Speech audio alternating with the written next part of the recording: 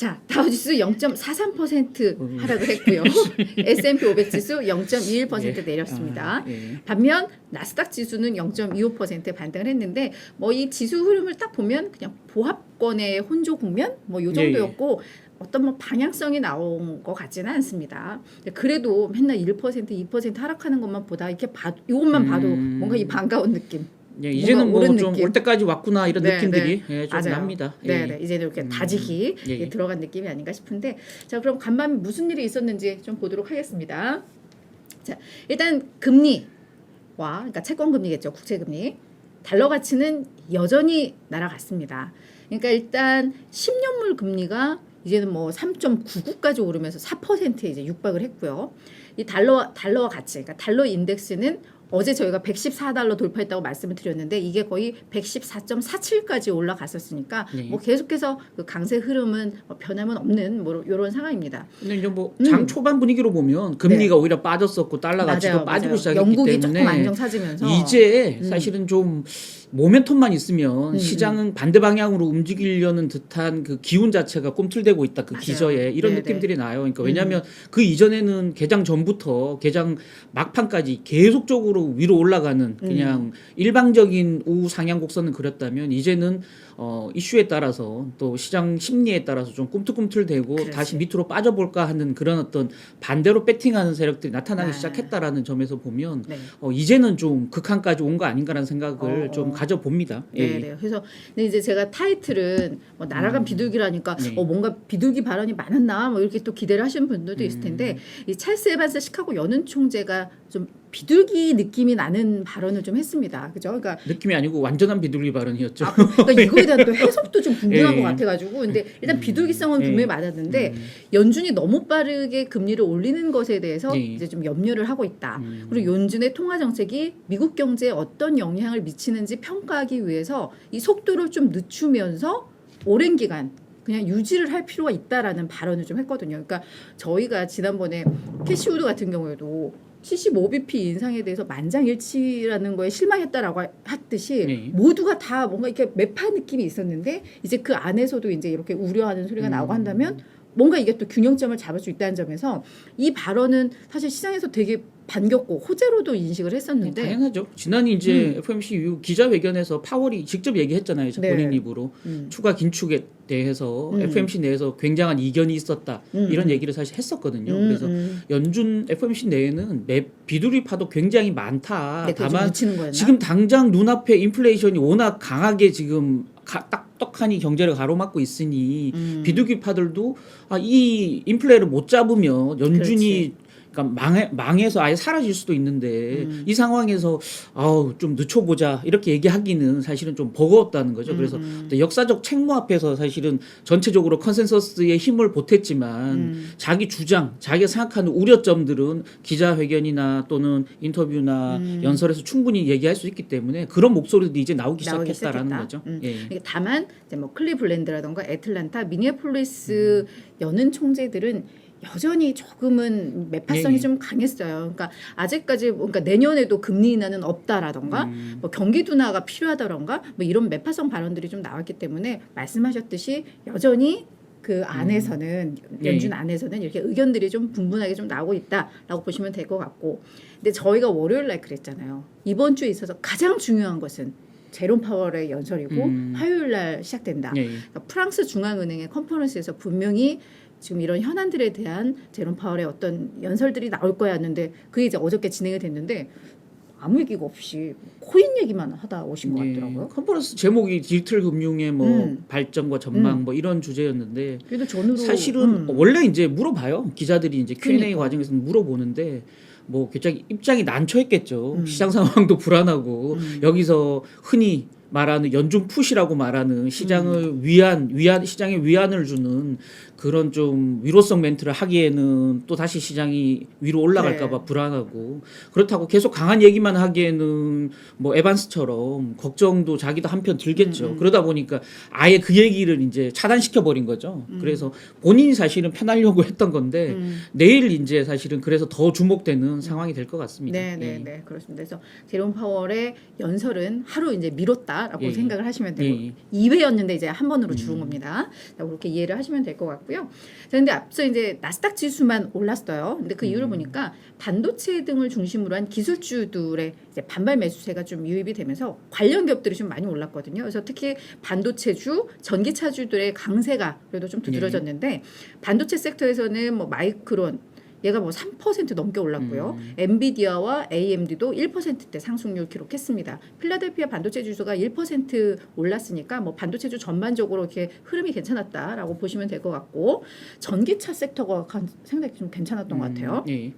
테슬라가 2.5%, 루시드도 2.5% 올랐고 니콜라도 1.3 올랐는데 뭐 테슬라 같은 경우에는 상하이 공장 가동률이 계속 높아지고 있다는 예. 소식이 있었고 루시드에 대해서는 투자 의견 상향 소식 좀 있었던 것 같고요. 예. 네, 그러면서 이제 전반적으로 그동안 많이 빠졌던 요들 기업에는 이제 좀 저가 매수가 유입이 됐다. 그러니까 전기차 충전 이슈들이 사실 좀 있었죠. 충전 맞아요. 관련 정책 미국에서 지원도 있었고 맞아요. 또 이제 간밤에 그 어디였나요? 그 미국 기업 하나 있었는데 미국 기업이 브리티시 페트롤리엄하고 손잡고 허츠였죠.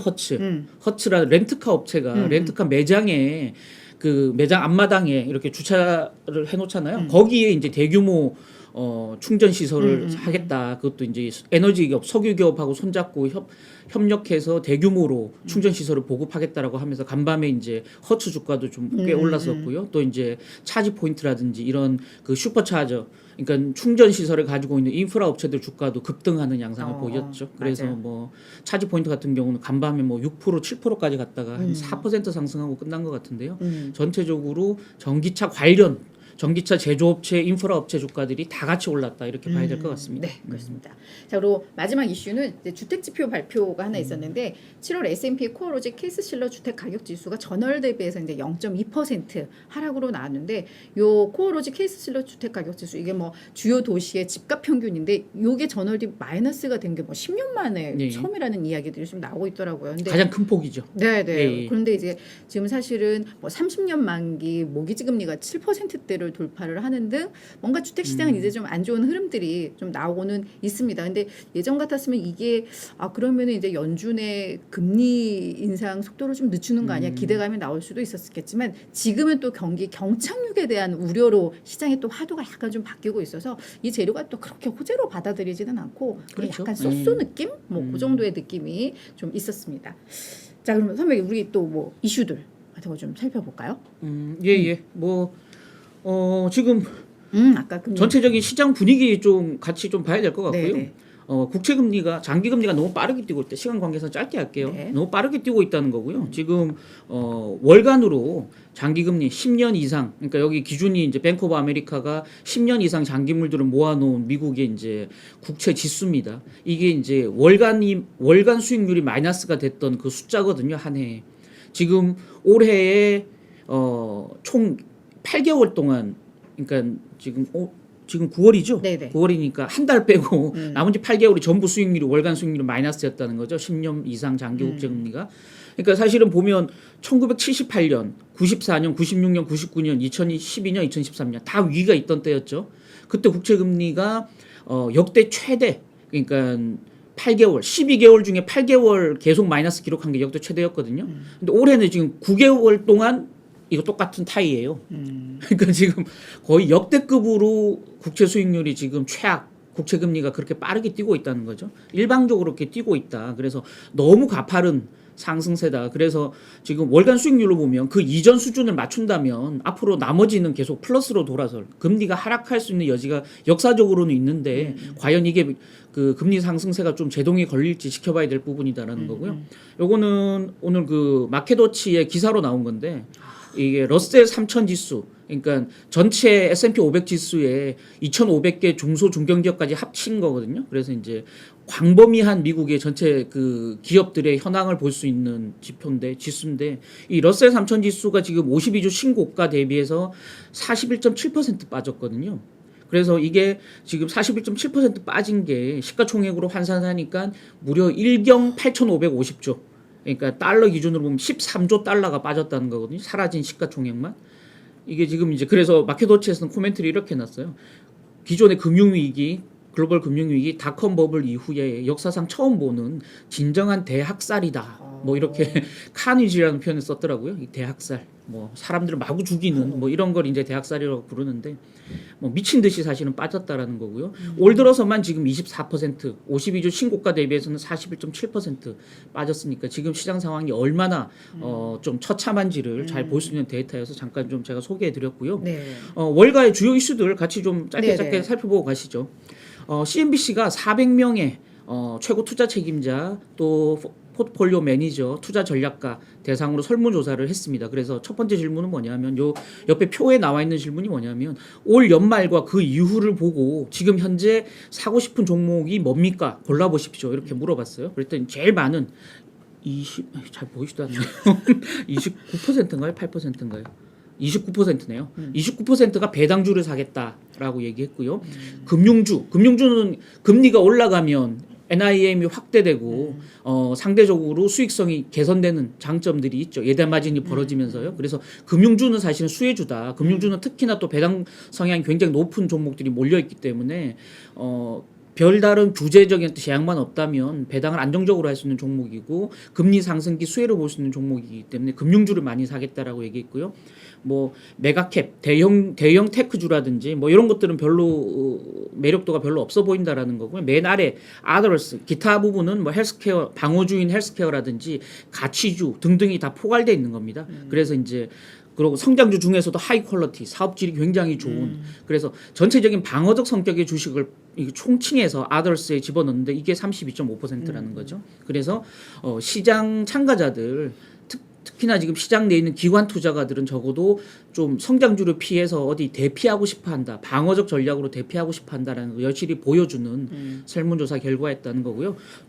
나머지 표들은 제가 넣기가 좀 애매해서 안 넣어왔는데 내년도 가장 수익률이 좋을 것 같은 업종을 골라보세요라고 물었더니 1등이 헬스케어, 2등이 에너지, 3등이 금융. 그래서 헬스케어는 저희가 여기서 자주 소개해드렸잖아요. 원격 의료라든지 이 팬데믹 때 이제 본격 확산되기 시작했던 원격 의료라든지 이런 부분들이 이제 미국의 빅테크 업체들이 지금 잇따라서 지금 다 여기 시장에 진입하고 있는 부분은 향후 성장성을 보여준다라는 측면에서 1등으로 꼽혔고요. 굉장히 경기 방어적 성격이 있죠. 몸이 아파도 경기가 안 좋아도 몸은 치료를 해야 되니까요. 그다음에 이제 에너지. 계속 유가가 오를 가능성, 고유가가 계속 유지될 가능성이 있다. 그다음에 금리 상승 수혜주, 금융 이렇게 세 개를 꼽았고요. 현재 투자하는 데 있어서 가장 큰 걱정은 이건 뭐 당연히 연준 걱정이겠죠. 뭐 이런 설문조사 결과가 있었다라는 것 좀 아시면 좋을 것 같고요. 고베타에 미련 못 버린 캐시우드. 그래서 캐시우드 인터뷰가 좀 나왔어요. CNBC에서. 테슬라, 로쿠, 비트코인 이거 세 개를 가장 좋아하는 사람이 이 돈나무 언니 캐시우드인데 이거 아직도 좋아하니? 라고 이제 이 진행자가 짓궂게 물었더니 난 아직도 이 세 개를 지지한다 이렇게 코멘트했고요. 특히 테슬라에 대한 얘기를 장황하게 했더라고요. 전기차가 앞으로 보급이 가속화될 거기 때문에 테슬라에 대한 굉장한 자신감을 가지고 있고 앞으로 5년 후에 테슬라의 사업을 전망하는 게 굉장히 흥분된다. 5년 후에 테슬라가 엄청난 기업이 돼 있을 거다라는 이제 얘기를 한 거고요. 비트코인에 대해서는 앞으로 5년 내에 50만 달러까지 가능하다. 지금 간밤에 19,000달러 정도 가 있는데 이제 전제가 있어요. 다만 기관 투자가들이 본인들의 포트폴리오에서 5% 정도만 전체 포트폴리오 100으로 한다면 지금은 이제 대충 그 주식 채권을 6대4 이렇게 하잖아요. 그래서 이제 그런 포트폴리오 중에 일정 부분만 빼서 5%만 비트코인에 투자한다 그래도 비트코인은 50만 달러까지 간다. 그만큼 기관들이 아직 시장 진입을 거의 안 했다라는 거고요. 시장 진입을 기대하고 있다라는 겁니다. 로쿠 뭐 대표적인 그 OTT 업체 중에 하나죠. 보유 비중 지금 7%로 캐시우드 펀드 내에서 3위인데 보유 비중이 최근에 주식을 더 샀다. 뭐 다른 얘기는 안 했어요. 더 샀다. 계속 성장할 거다. 그래서 대표적인 이 세 가지가 굉장히 시장 내에서 변동성이 큰 고베타 자산들이기 때문에 고베타 자산에 대한 매력도를 굉장히 지금도 가지고 있다라는 걸 소개해 드리는 거고요. 이런 사람들도 있다. 아까 방어적인 어떤 설문조사 결과도 있고 이런 고베타를 여전히 선호하는 사람도 있다라는 거고요. 마지막으로 자산운용 공룡, 운용 자산만 1경 원이 넘는 전 세계에서 가장 큰 자산운용사 블랙록이죠.